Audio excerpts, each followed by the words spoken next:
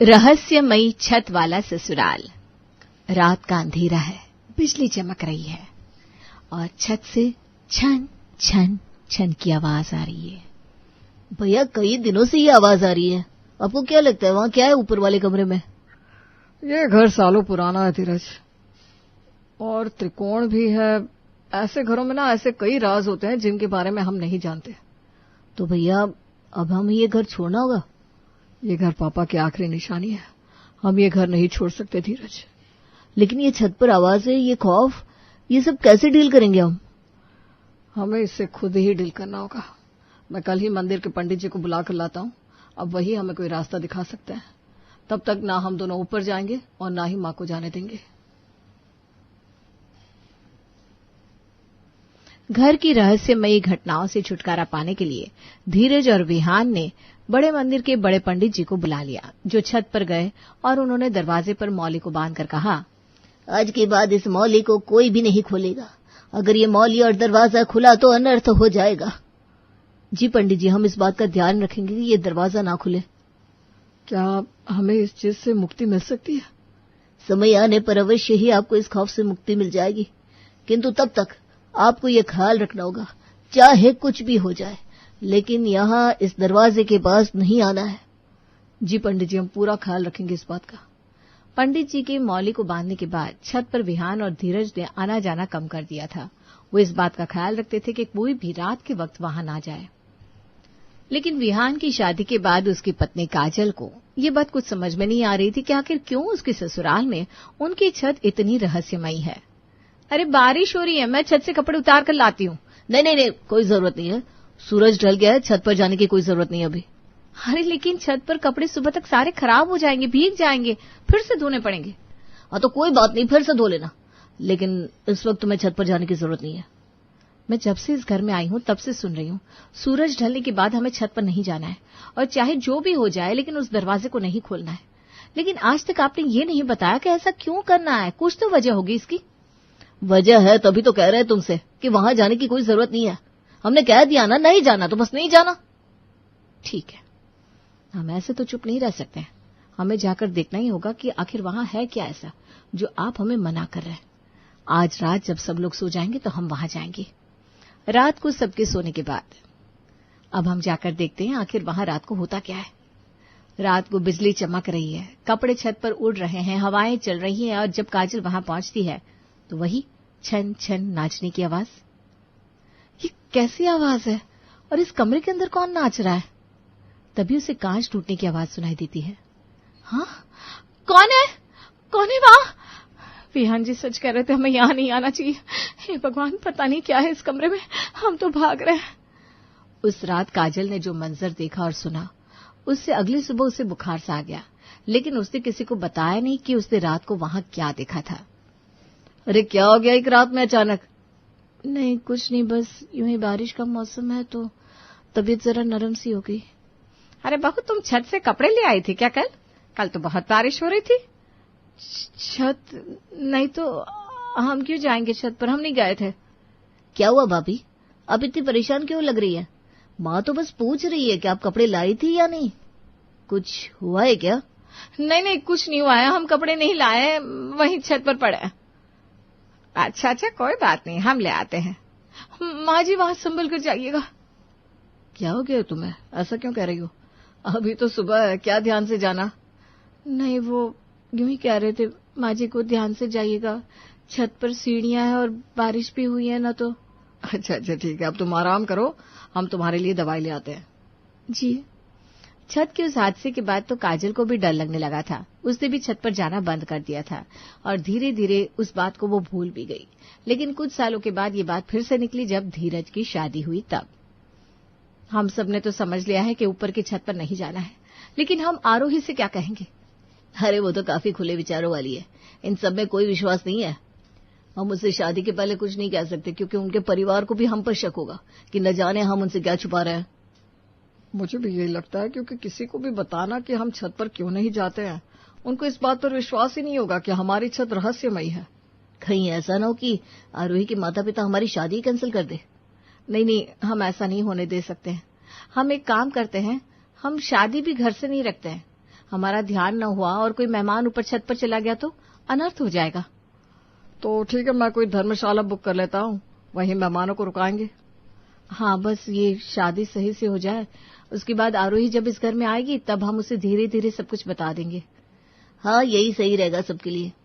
धीरज की शादी तक आरोही और उसके परिवार को छत की रहस्यमयी घटनाओं के बारे में कुछ भी नहीं बताया गया था, क्योंकि पूरे परिवार को यही डर था कहीं ये रिश्ता टूट न जाए। लेकिन शादी के बाद जब आरोही से छत की सच्चाई छुपाना बहुत मुश्किल हो गया तब, अरे कितना अच्छा मौसम हो रखा है ना, चलो ना सब लोग आज साथ में छत पर तारे देखते हैं, हम बिस्तर लगा कर आते हैं। नहीं नहीं नहीं, रुको। अरे क्या हुआ, आप इतनी चिल्लाई क्यों?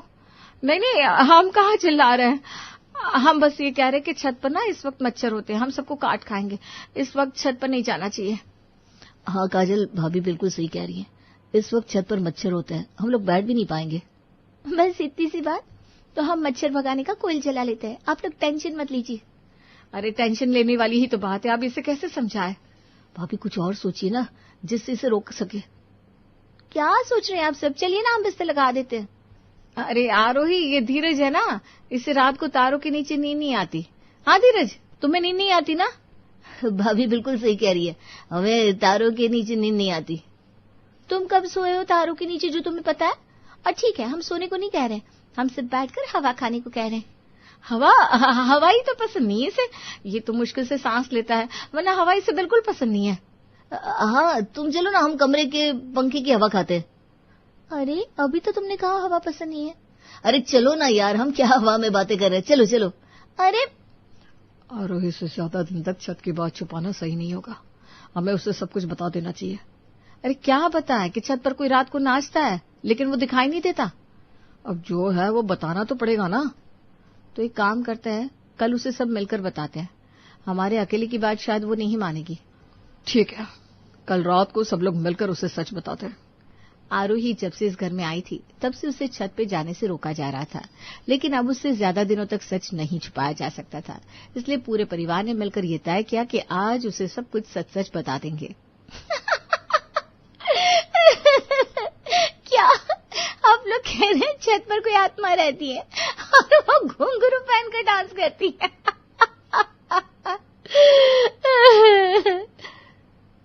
इसमें हंसने की कोई बात नहीं आरोही, यही सच है। आप लोग किस जमाने में रह रहे हैं? आजकल लोग चांद पर पहुंच गए और आप लोग है कि रहस्य वही छत पर अटके हुए हैं। यही सच है आरोही, हम में से कोई भी सूरज ढलने के बाद छत पर नहीं जाता। वहां एक दरवाजा है जहां पर मौली बंधी हुई है, उसे कोई भी नहीं छू सकता, अगर उसे तोड़ा गया तो अनर्थ हो जाएगा। देखो आरोही, हमने तुम्हें ये सब इसलिए बताया है कि तुम भी सतर्क रहो और छत पर जाने की बात मत करो। अब तुम भी इस घर के सदस्य हो, इसलिए इस घर के राज जाना तुम्हारा भी हक है। तुम्हें अभी ये मजाक लग रहा होगा, लेकिन मान लो यही सच है। जब तक मैं अपनी आंखों से नहीं देख लेती तब तक मैं नहीं मान सकती किसी भी बात को। कोई जरूरत नहीं है छत पर जाने की, हम एक नई मुसीबत को न्योता नहीं दे सकते। ठीक है, मैं कोशिश करूंगी मैं भी छत से दूर रहूं। आरोही ने कह तो दिया था, लेकिन मन में वो मौका ढूंढ रही थी कि कब उस कमरे में जाकर देखे कि क्यों इस घर के लोग छत पर जाने से डरते हैं। इसलिए वो अपनी जेठानी को भी मना रही थी कि वो उसके साथ छत पर आए। नहीं नहीं नहीं, हम तुम्हारे साथ कहीं भी नहीं आ रहे हैं, हम तो कह रहे तुम भी ना ये ख्याल अपने दिमाग से हटा दो। अरे भाभी पता तो चले वहां आखिर है क्या, मुझे तो वही काम करने में मजा आता है जिस चीज के लिए मुझे ना कहा गया हो। अरे ये कोई मजाक नहीं है आरोही, वहां सच में कुछ है, कुछ रहस्यमयी जो दिखता नहीं है, लेकिन उसकी भयानक आवाज कानों में गूंजती है, डरावना सा एहसास होता है छत पर जाकर, और उस दरवाजे के पीछे से किसी के रोने की, किसी के नाचने की आवाज आती है। इसका मतलब आपने देखा है ना? हाँ, मैं भी तुम्हारी तरह पागल हो गई थी और एक दिन वहां चली गई थी, लेकिन उसके बाद मेरी कभी हिम्मत ही नहीं हुई। भाभी अब तो बहादुर है, फिर क्यों डर रही हैं? चलिए ना साथ चलते हैं। मैंने कहा ना, मैं नहीं आ रही तुम्हारे साथ। अगर आप नहीं आएंगे मेरे साथ तो मैं अकेले ही चली जाऊंगी। देखो आरोही, मैं अभी भी कह रही हूँ वहां मत जाओ, तुम्हारे लिए अच्छा नहीं है। अरे कुछ नहीं होता भाभी, मुझे देखना है कि वहां आखिर है क्या। काजल ने आरोही को बहुत समझाया, लेकिन उसे तो छत पर क्या जानने का जोश चढ़ा हुआ था।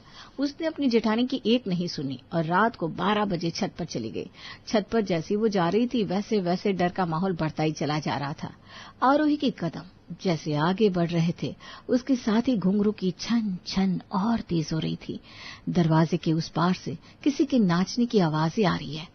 छत पर आसपास कोई भी नहीं था, लेकिन एहसास हो रहा था कि शायद कोई है जो उसे देख रहा है। भाभी ने सही कहा था, मुझे यहाँ नहीं आना चाहिए था। यहाँ तो सच में कोई दरवाजे के उस पार नाच रहा है।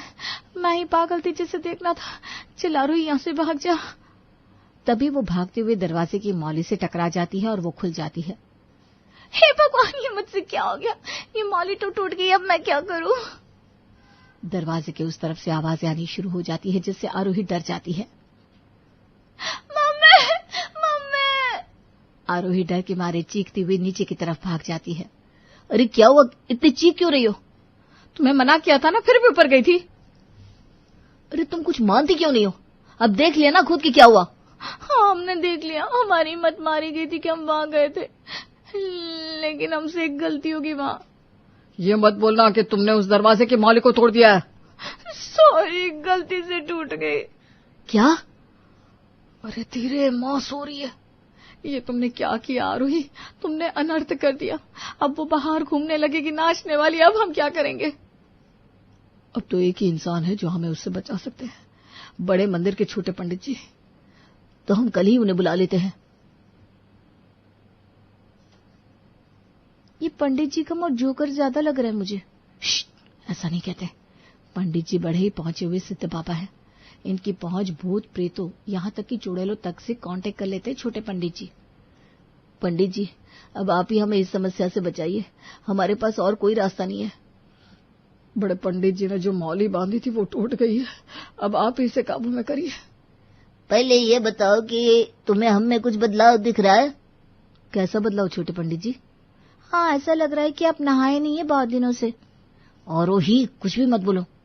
छोटे पंडित जी, हमें लगता है कि आपकी हाइट और भी ज्यादा बढ़ गई है।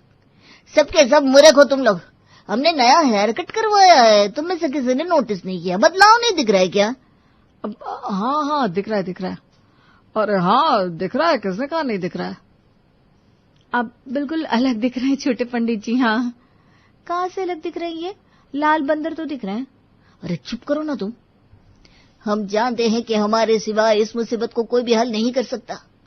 हाँ, अब तो आपका ही सहारा है छोटे पंडित जी। इस काम के लिए हमें अपनी जान पर खेलना होगा। आप बड़े ही ज्ञानी है छोटे पंडित जी, हमें इस मुश्किल से निकाल दीजिए प्लीज। अभी रात के 12 बज रहे हैं। हम इस वक्त अगर उस आत्मा को बुलाएंगे तो वो हमारे वश में हो जाएगी। चलिए छत पर चलते हैं। Follow me. है?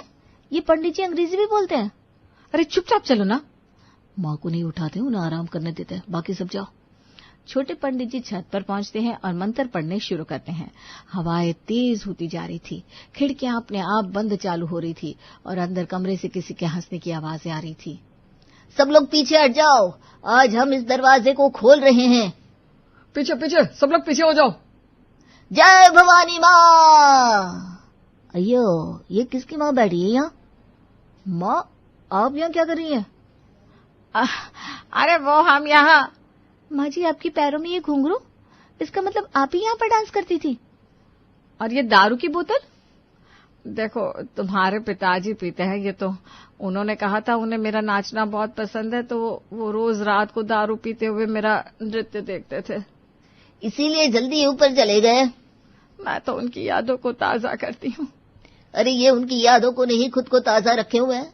ये देखो, दारू पीकर यहाँ नाचती है और हम यहाँ उनके घर वाले आत्मा आत्मा की बातें कर रहे थे। माँ, क्या तुम भी? कितने सालों तक हम डरे हुए थे। हमने सोचा कि कोई आत्मा है, लेकिन यहाँ तो स्वयं हमारी माँ है, और वो भी अकेले अकेले पी रही है। शर्म नहीं आई क्या? ये नहीं कि बेटों को और पंडित जी को भी बुला ले। चलिए चलिए, हम सब आपको ज्वाइन करते हैं। हाँ, मैंने एक नया डांस सीखा है, तुमसे बताना कैसा है। हाँ, हमारा वाला थोड़ा स्ट्रांग बनाना। सब लोग पीने लगते हैं और रेखा नाचती है।